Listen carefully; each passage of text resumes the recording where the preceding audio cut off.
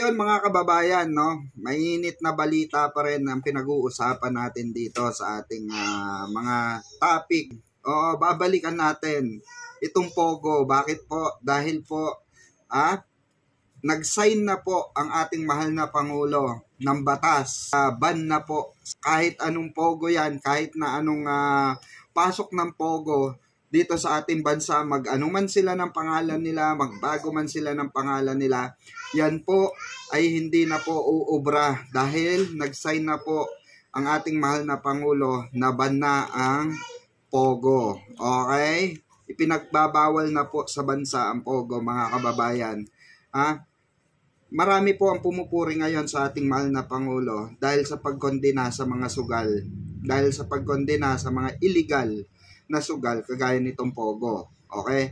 Ayon mismo yan kay PBBM, mga kababayan, panahon na upang wakasan, sabi nga ni Pangulo, di ba?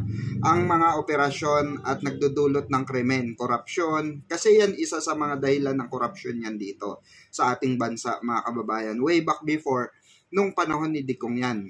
Okay? Alam natin kung paano ipagmalaki ni Digong ang Pogo, kaya lumaganap din talaga ang Pogo na until now sinusugpo po ng ating mga kapulisan, ng ating NBI, di ba?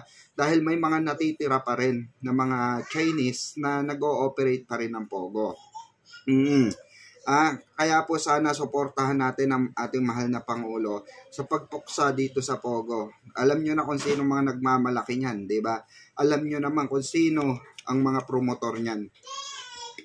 Tanong nyo kay Harry Roque, alam na alam ni Harry Roque yan, di ba? Oo.